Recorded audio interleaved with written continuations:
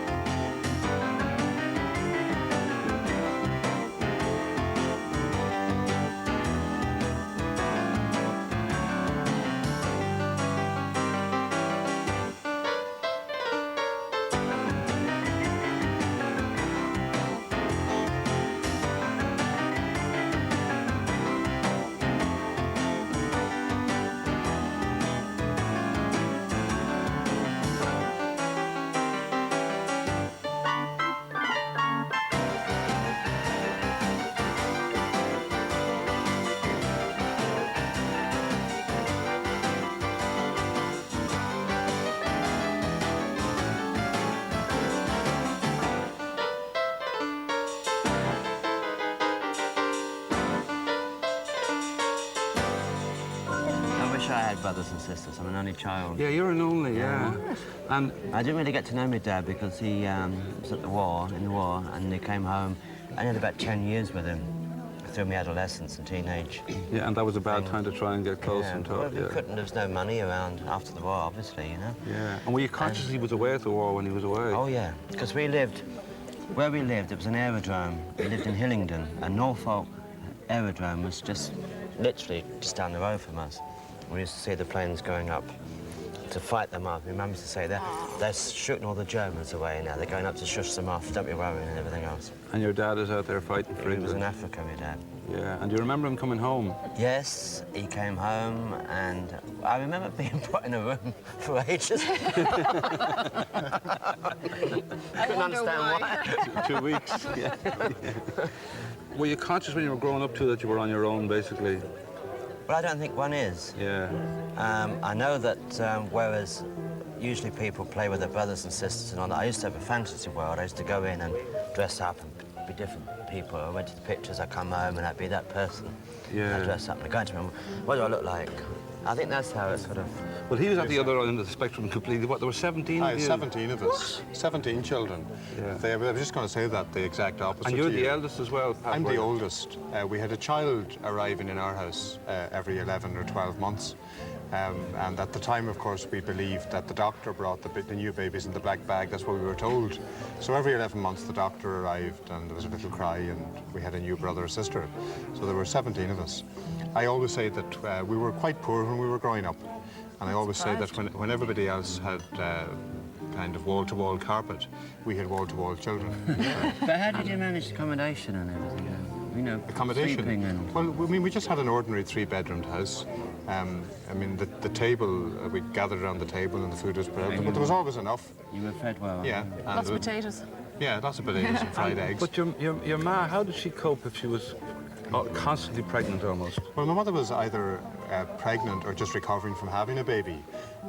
And she coped fairly well, but then, I mean, this is one of the things that I suppose happened to me. I didn't really actually have a childhood because I ended up being a third parent. And my whole childhood was spent going to the shops for groceries, even going into town in Dublin for my mother's bits and pieces of her clothing. Changing nappies and stuff. Changing nappies, bringing kids to doctors, to nurses, to dentists. So when people ask me now, do I miss not being married? I don't know about the partnership, but I certainly don't miss the parenting bit, because I've had it all. You did all that. I did, yeah. Valerie, your 21st birthday must have been quite special because of your mum. You were born on her 21st? That's right, yeah. That's great, isn't Isn't it? it? Yeah. We both celebrate our birthday on the sort of the same time. My first and her 21st. And what about when your 21st came along? Was that an extra special one? I don't think for my mum it was, in fairness. It was for me, but yes. I don't know, birthdays to me, I don't really ever do much. I had one party and that was my 21st, that was about it. But every year goes past. I'd love a surprise party. No one has ever given me a surprise birthday party. But how do you deal with your birthday as a day when it arrives? Do you examine it and say, here's my birthday, what have I done in the last year? Am I any closer to my goal? I think I'm getting closer to my God because they go so quick, the years. You know? They really do. I don't know. Of course, you're in the eternal youth business, really, Alan, aren't you? Yeah. I mean, you're doing drag for how long now? 25 years? 30 nearly. 30 years. Doughy and blonde. Yeah. How did you... I mean, it's hard to believe. Alan was telling me his age earlier, but it's very hard to believe he is. I know, yeah. he doesn't tell anybody he's 56, but we do, Yeah, because it's he looks amazing. really brilliant, and you should, because people would like to Well, there pay the you go, compliment yeah. of saying, you know, how well you look. Get my little And how did, brand out. yeah, how did you get into the drag business? It was just a dare. My profession was, I served my apprenticeship making wigs and fitting wigs, and I did them for Dietrich, Bassie. I did the Beatles moustaches on the Sgt. Pepper LP. They asked me to come back to do that. And I used to go to these pubs where they had the drag shows on, and they were really awful, you know, the old sort of ball gowns and light shop window wigs and whatever. Yeah. There was 2 of us, Pussy and Bo, and we so we can do better than that. Let's show them how to do it, you know. Get up there and modern minis. And would Dietrich and Bassie have been 2 of your role models for doing the No, completely different. We were sort of Sandy Shaw. Do you ever hear of Sandy Shaw? No, yes. But that was it, you see. You're the lady that I love. I'm a fella in drag. I said, you're the lady that I love. No, I'm not. I'm just an old bag.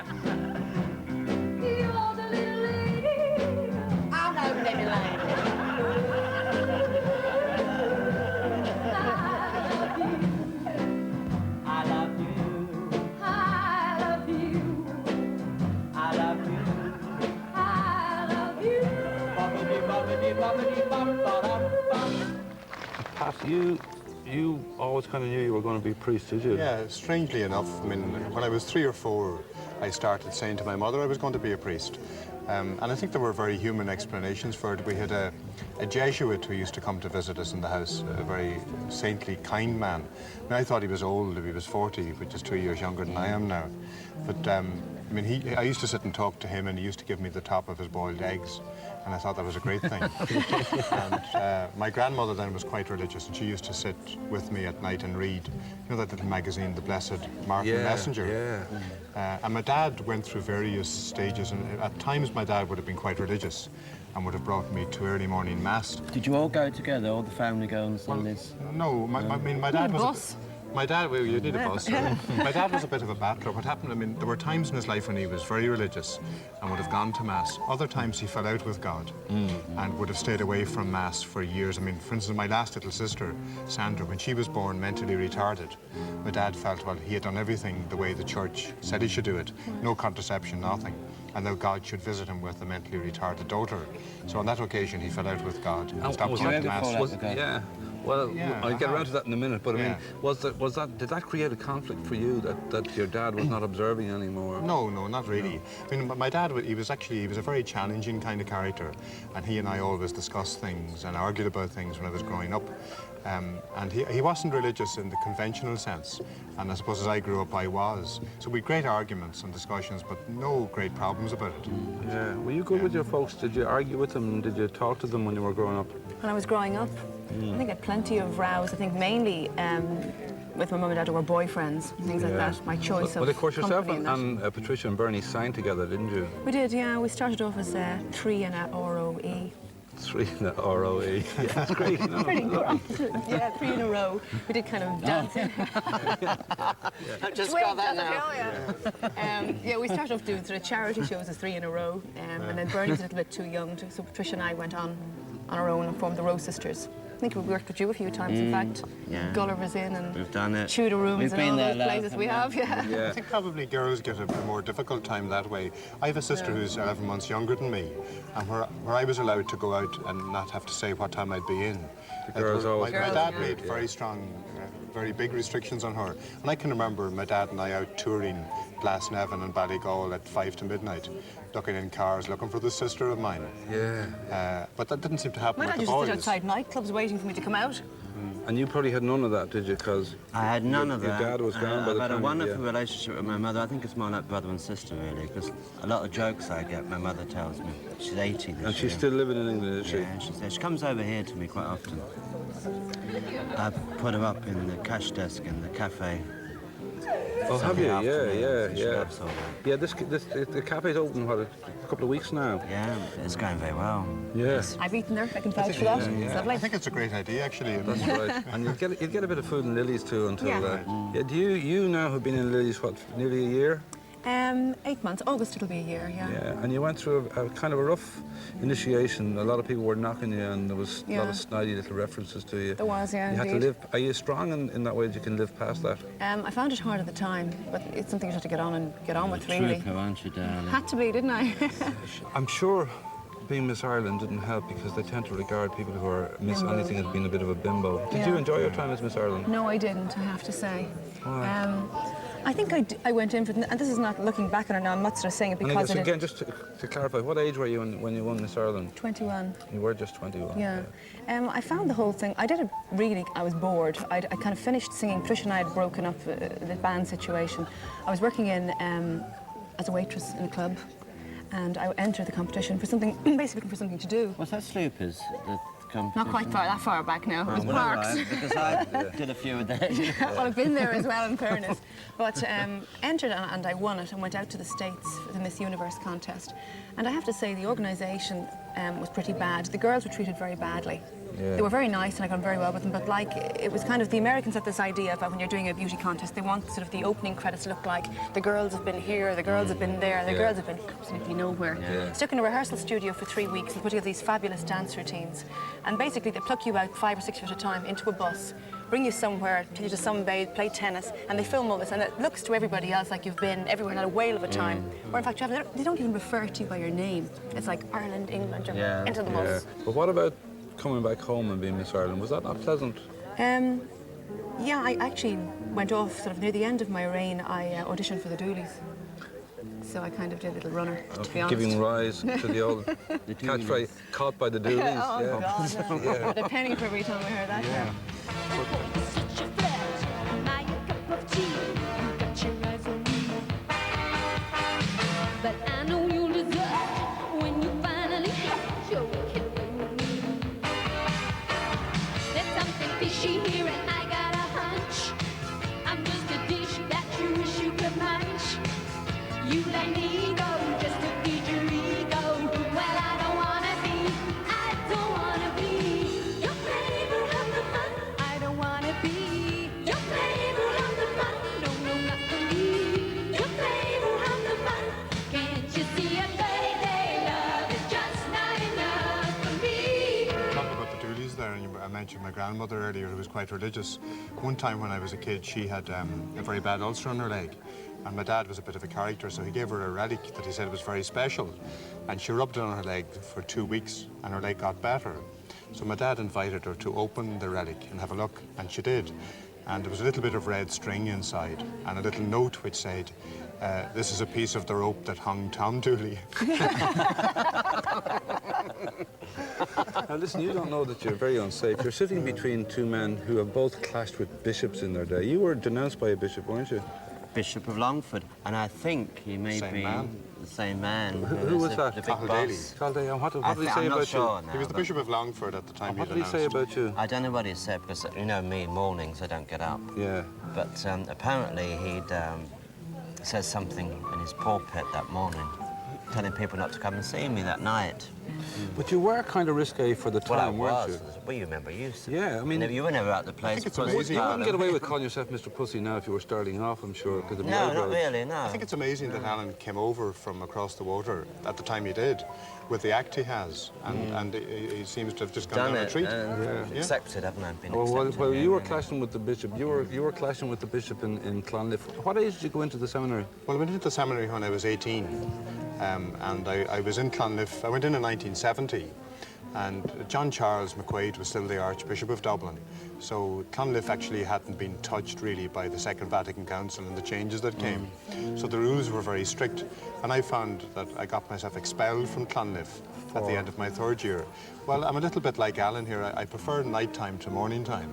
So I didn't get up in the morning at 6 and wash myself in the cold water. And occasionally, instead of going to Mass, I stayed in bed and had a good rest.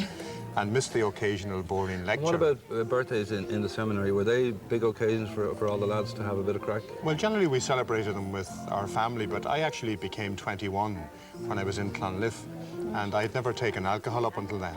And a couple of my classmates decided that for my 21st, they would bring me out to a pub in Drumcondra, just across the road from Clonliffe, and introduce me to alcohol, which they did.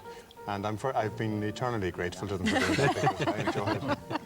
I remember when I was a kid, the birthdays, the first birthday I can really remember was in a big munitions factory, a huge big barn of a place with all these trestle tables and things, and the cut-out hats and whatever. I think my mother was working on munitions, making guns and whatever. Yeah. Big barn of a place, and all the kids were there, and I still have photographs. Now, you were asking earlier on, did Pat ever fall out with God? Have you ever fallen out with God? Oh, I clean him quite often. Over what kind of If, things?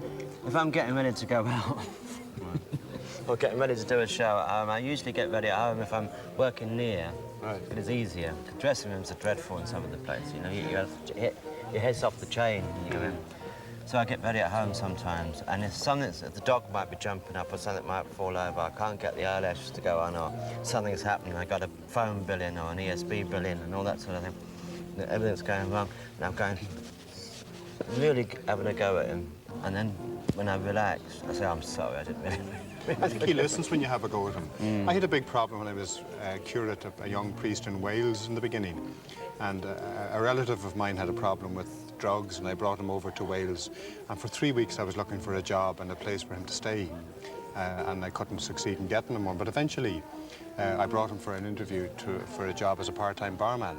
And he ended up getting the job as the assistant manager. But that only happened after I had stood in the church in front of the tabernacle and let God have it in words that are not normally used in prayer. Yeah. What about you, Valerie? I find the only time really I have fallen out is when like a friend or somebody close has died. Well, yes, that's Somebody a who's different really thing, kind really. of, you feel has led sort of a fairly clean life, Yeah. been very And nice, etc., Lots of etc. friends that There's our little I've cake. known Look, not gone lovely. on from this planet. We might let you blow this out in a little while since you're the oldest here. I didn't mean to remind you of that, but there you go. Yeah.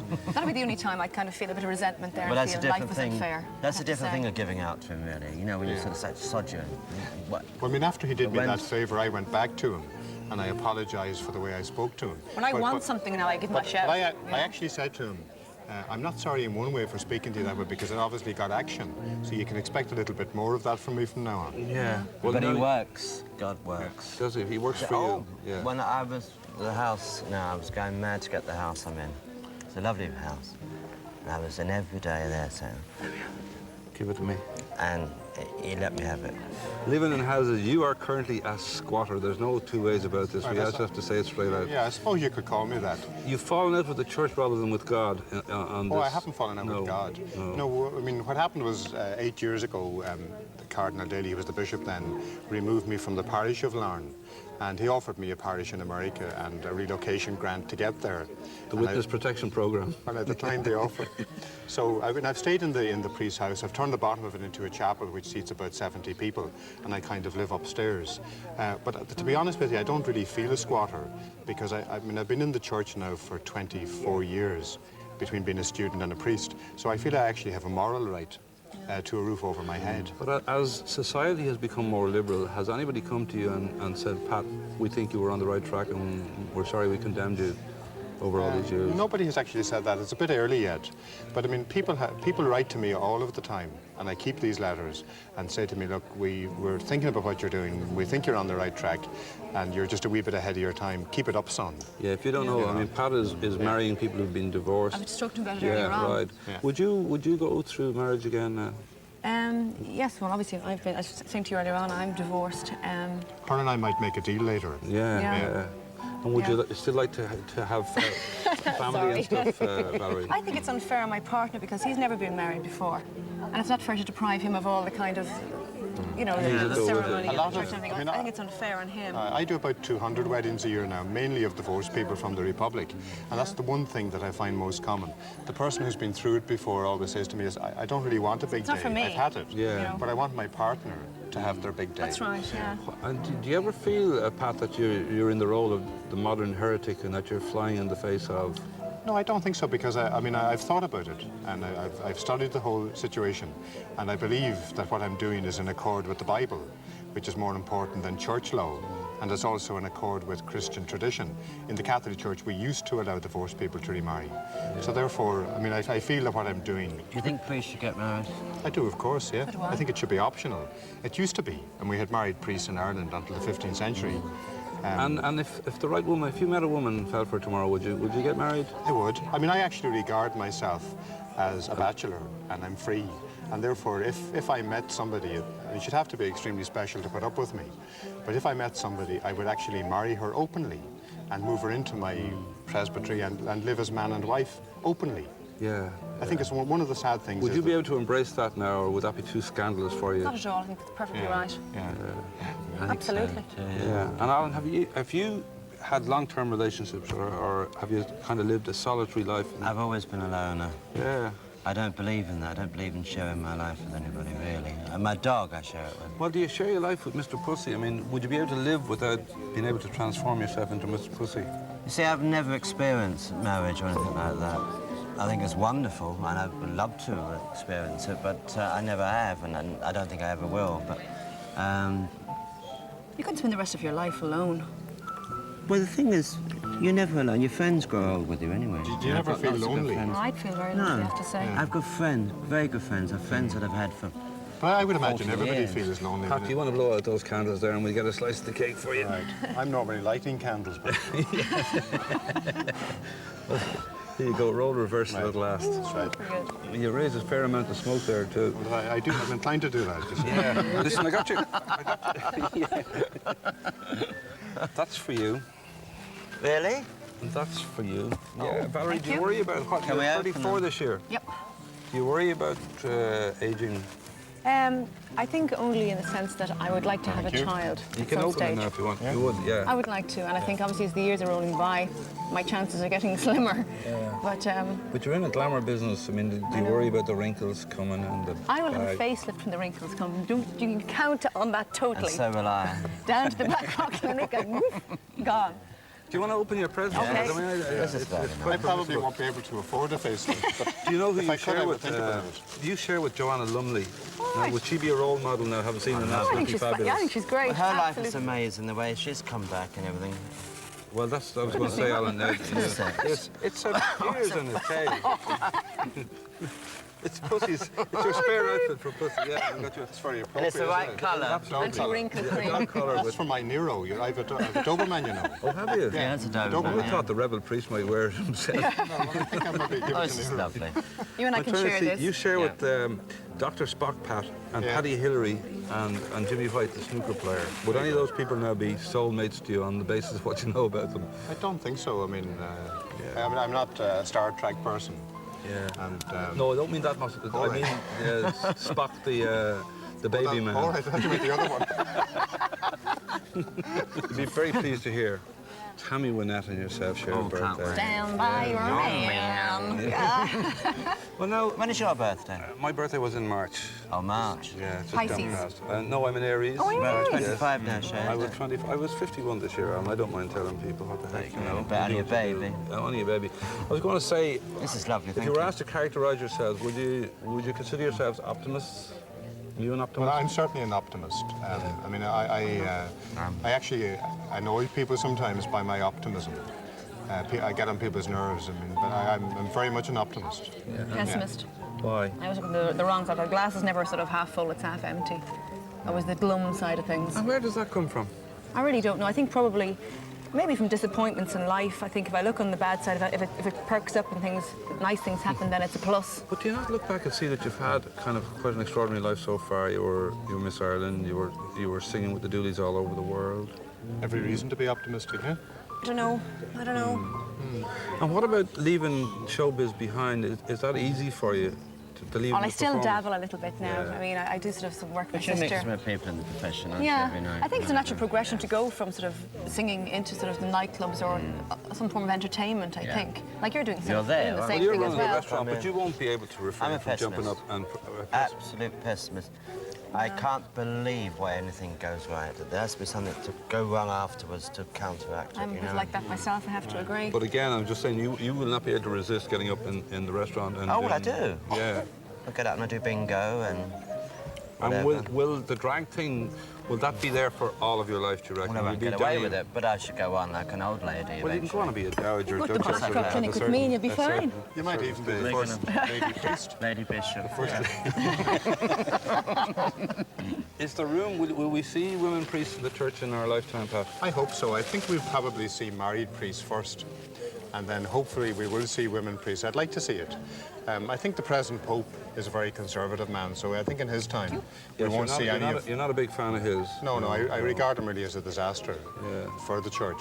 Will you ever get to the point where you'll actually allow yourself to be squeezed out of the cloth?